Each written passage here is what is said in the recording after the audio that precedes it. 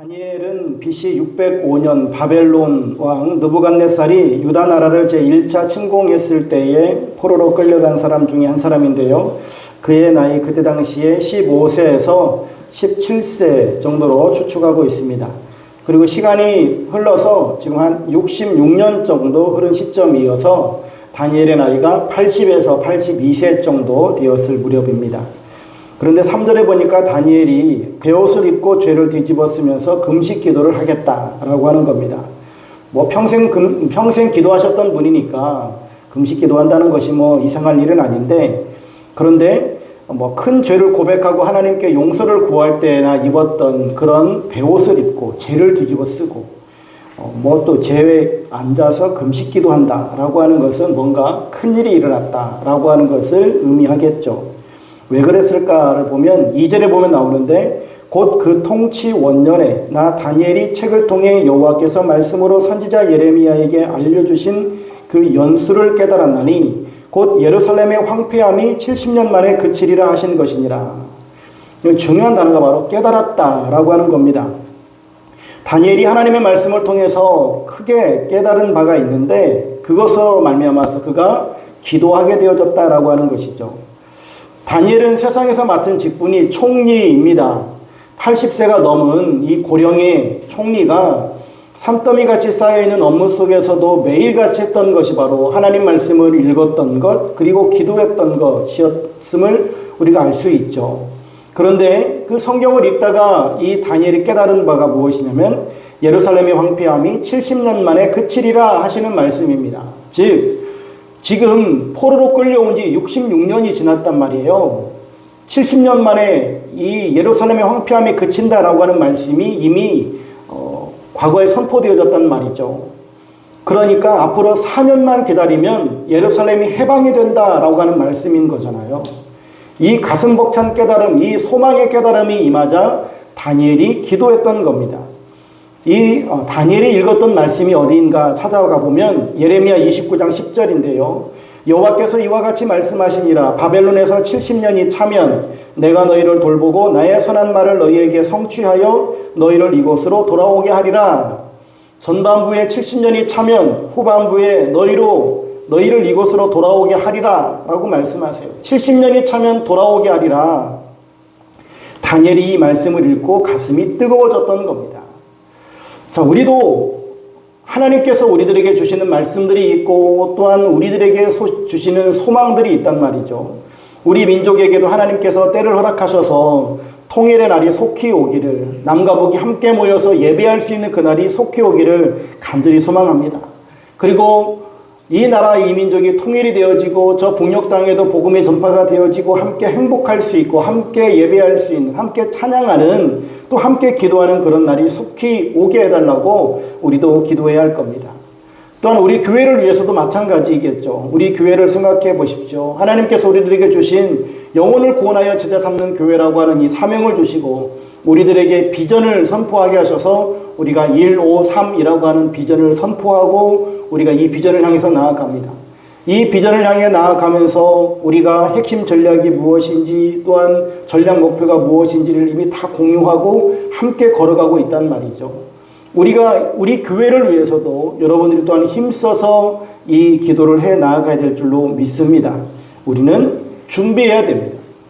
그리고 잊지 말아야 될 것이 예레미야 29장 12, 13절에 보니까 너희가 내게 부르짖으며 내게 와서 기도하면 내가 너희들의 기도를 들을 것이요 너희가 온 마음으로 나를 구하면 나를 찾을 것이요 나를 만나리라 라고 말씀하십니다.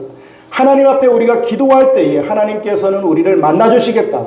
하나님을 찾을 때에 우리를 만나주시겠다라고 약속해 주고 계십니다.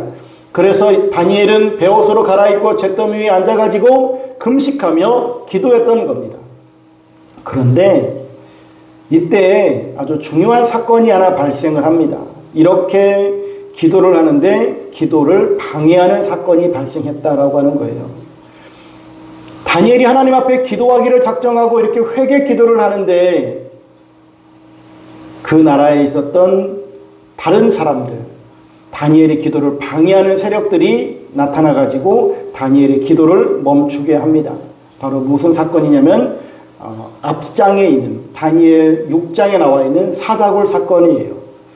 그러니까 6장에 보면 사자굴 사건이 나오고 지금 우리가 9장을 읽잖아요. 이게 다니엘이 시대순으로 쭉 쓰여진 것이 아니고 사건 중심으로 쓰여져 있다 보니까 시대순이 좀 섞여 있어요.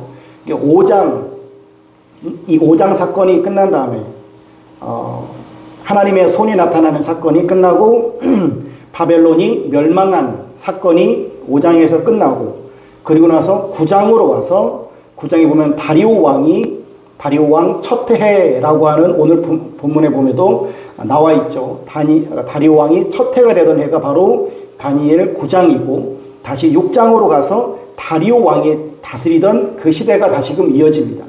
그러니까 바벨론이 망하고 다니엘이 여전히 총리로서 사역을 감당하고 있고 그리고 성경을 읽다가 깨달아서 기도를 하게 되어지는데 그 나라에 있던 다른 총리들, 다른 대신들이 오직 왕에게만 경배해야 되지 다른 신에게 경배하면 안 된다라고 하면서 다른 신에게 경배하면 다 사자굴에 집어넣고 또 풀무불에 집어넣고 하는 이러한 일들을 계속해서 벌이게 되어지는 거예요. 그래서 다니엘이 사자굴 속에 들어가는 이런 일들이 보면은 6장에 기록되어져 있습니다. 바로 이런 사건의 이런 연속들을 바라보면서 하나님께서 분명히 우리들에게 기도하라 라고 하시고 우리에게 깨달음이 오고 우리가 기도를 시작하게 되어지면 반드시 따라오는 것은 악한 마귀의 공격이더라라고 하는 겁니다. 기도를 못하게 하는 이런 공격들이 찾아오더라. 그런데 이런 공격들로 말미암아서 다니엘이 무너졌느냐? 아니요. 그럼에도 불구하고 끝까지 기도했던 모습을 봅니다. 결국 그렇게 기도하다가 사자굴 속에 집어 던져버리고 거기서 사자에게 죽었더라. 그랬나요? 사자굴 속에 집어 던져지게 되어지죠.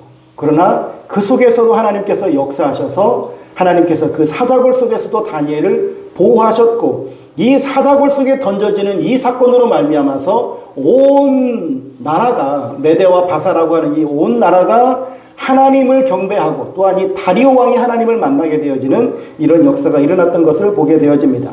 다니엘 6장 25, 27절에 보면은 내가 이제 조서를 내리느라 내 나라 관할 아래에 있는 사람들은 다 다니엘이 하나님 앞에 떨며 두려워할지니 그는 살아계시는 하나님이시오 영원히 변하지 않으실 이시며 그의 나라는 멸망하지 아니할 것이요 그의 권세는 무궁할 것이며 그는 구원도 하시며 건져내기도 하시며 하늘에서든지 땅에서든지 이적과 기사를 행하시는 이로써 다니엘을 구원하여 사자의 입에서 벗어나게 하셨음이라 하였더라 라고 말씀해 주고 있습니다.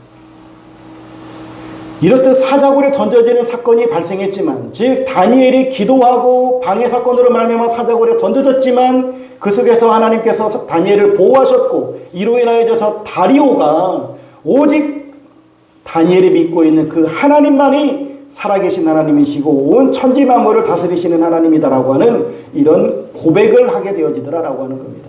믿음의 기도가 승리함을 믿으시기를 바랍니다. 이러한 다니엘이 기도를 할 때에 오늘 본문에 보면 어떻게 기도했는가, 무엇을 기도했는가를 볼 수 있습니다. 세 가지를 좀 살펴보려고 합니다. 첫 번째는 주를 위하여입니다. 17절에 보면 그러하온즉 우리 하나님이여 지금 주의 종의 기도와 간구를 들으시고 주를 위하여 주의 얼굴빛을 주의 황폐한 성소에 비추시옵소서. 주를 위하여라고 기도하고 있습니다. 우리도 기도할 때 오직 하나님의 영광을 위하여 기도하는 것과 같은 맥락이겠죠. 지금 다니엘이 하는 말, 나의 기도와 나의 간구를 들어주시되 나를 위해서, 우리 나라를 위해서가 아니라 오직 하나님을 위해서 들어달라고 기도하고 있습니다. 황폐한 예루살렘이 회복되어지는 것을 기도할 때에도 오직 주님을 위해서 회복시켜달라고 기도하고 있는 모습을 봅니다.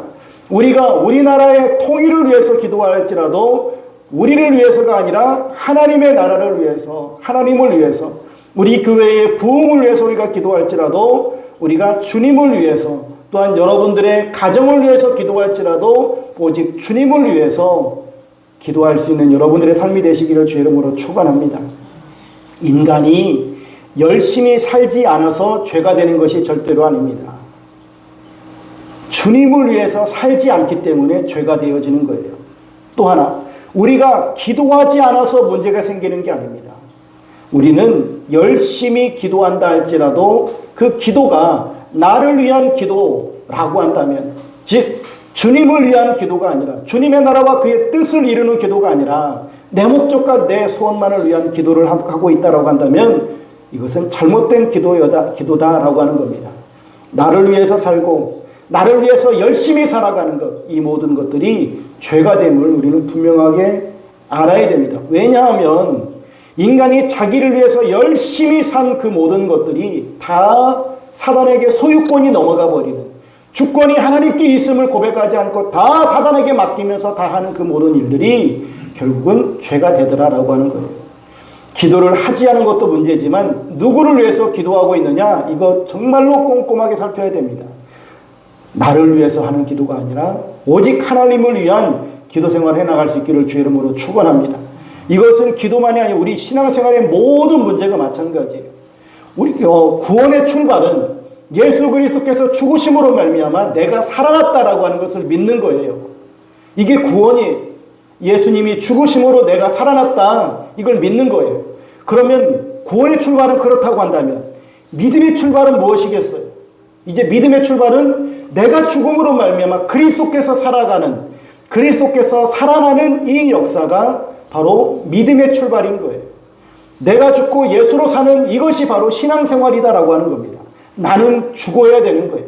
나는 없어져야 되는 거예요. 그리고 내 삶을 통해서 오직 주님만이 드러나는 이 삶이야말로 진정한 믿음의 출발이요, 믿음 생활이라고 하는 것이죠. 그래서 갈라디아서 2장 20절에도 말씀합니다. 내가 그리스도와 함께 십자가에 못 박혔나니 그런즉 이제는 내가 사는 것이 아니요 오직 내 안에 그리스도께서 사시는 것이라. 이제 내가 육체 가운데 사는 것은 나를 사랑하사 나를 위하여 자기 자신을 버리신 하나님의 아들을 믿는 믿음 안에서 사는 것이라.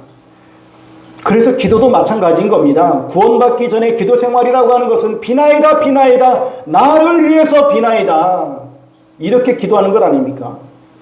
천지신명께 기도하는 게 뭐겠어요? 다 나를 잘 되고 내 가족이 잘 되고 다 성공하기 위해서 천지신명께 비나이다 비나이다 우리 조상들이 그렇게 빌었던 것 아닙니까? 그런데 그것을 그대로 기독교가 가져와 가지고 거의 대부분의 기독교인들이 비나이다 비나이다, 하나님께 비나이다, 나를 잘 되게 해주시고 나를 성공시켜 주시고 내 자식이 서울대학교 들어가게 해주십시오, 내가 복권을 살 테니 제발 좀 당첨되게 해달라고, 내가 집을 살 테니 이 집값 올라가게 해달라고, 다 그렇게 기도하는 것 아닙니까?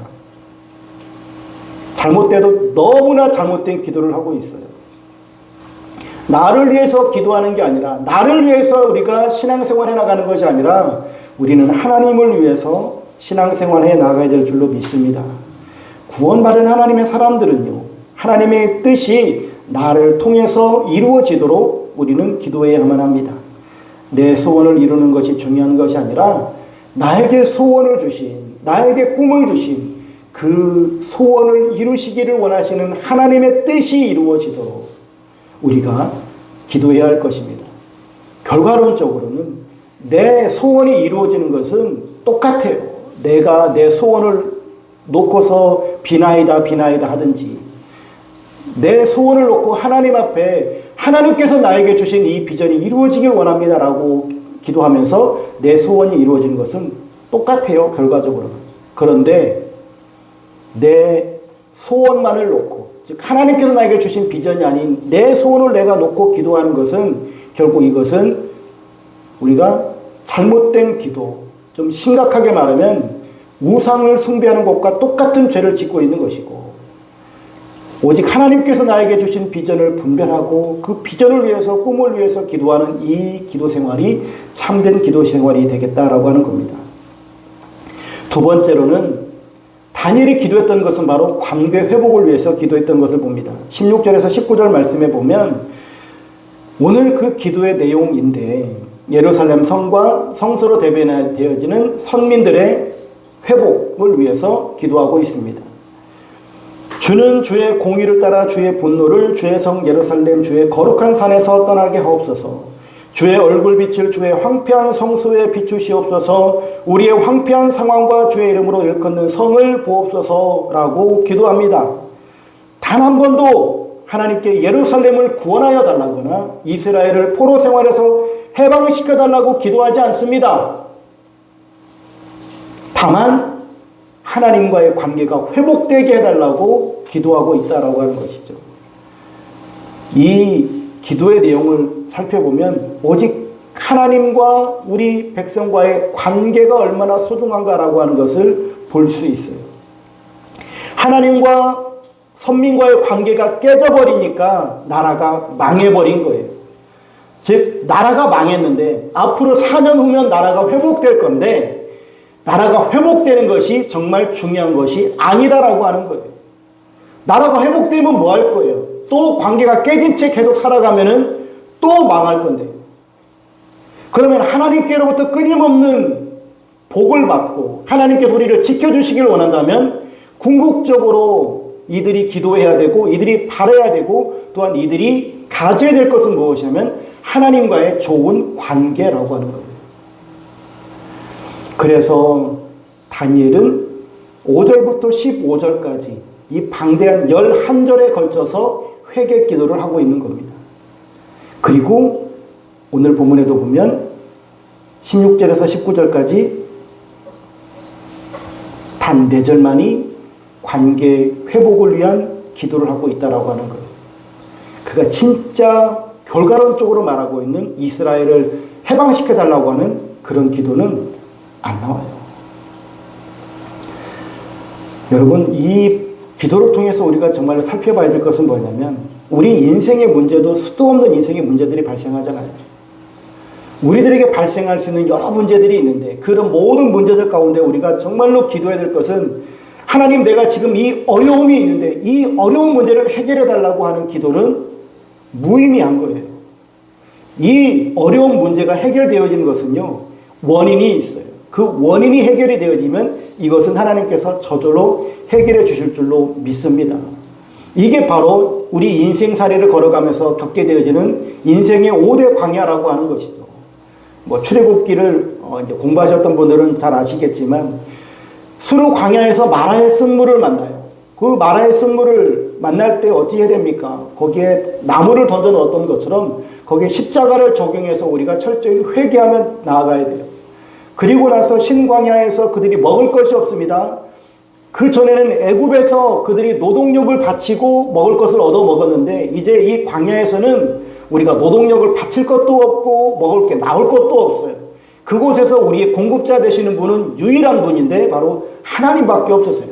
그래서 하나님께서 그 신광야에서 만나를 먹이시기 시작합니다. 언제까지요? 광야를 벗어날 때까지요. 그리고 그들이 르비딤에 이르렀을 때 또 물이 없습니다. 그래서 갈증이 나요. 삶이 건조하고 팍팍해지고 삶이 공비해져 가요. 그때 그들이 어찌해야 됩니까? 바로 반석을 반석을 쳐서 물을 내는 것처럼 하나님께서 우리에게 성령을 공급해 주시는 이러한 단비를 체험해야지만이 우리의 이 메마른 심령들이 회복이 되어질 줄로 믿습니다. 르비딤에서 또 아말렉을 만나요. 우리의 원수를 만나게 되어지죠. 이런 원수를 만나게 되어질 때에 우리가 해야 될 일은 그 원수와 싸우는 것, 이것도 필요할지 몰라요. 그러나 더 근원적으로 승리할 수 있는 비결은 무엇이냐? 싸워 승리하는 것이 아닌 바로 기도의 동력자들이 세워져서 기도할 때에 승리를 맛보게 되어질 줄로 믿습니다.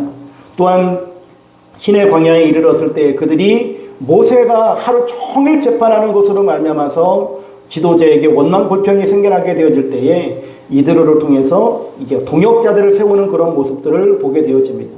이런 모습들 속에서 우리 인생에 여러 어려움들이 있는데 물이 없어서 갈증이 날 수 있어요. 그러면은 물 달라고 아우성 칠 것이 아니라 그 쓴 물에서 우리가 회개를 함을 통해서 우리가 물을 맛보게 되어지든지 아니면 반석을 쳐서 물을 맛보게 되어지든지 하나님께서 원하시는 이러한 믿음의 행위들이 있단 말이죠.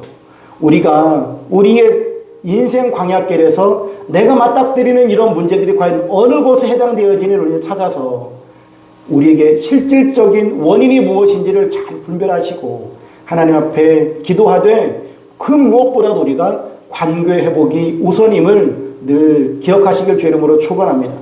그래서 신앙생활하면서 특별히 이 광야 생활하면서 가장 중요한 두 가지의 원리가 있는데 하나는 하나님께 초점을 맞추는 거예요. 하나님께 초점을 맞추는 건 내 시야가 하나님께 가 있어야 돼요.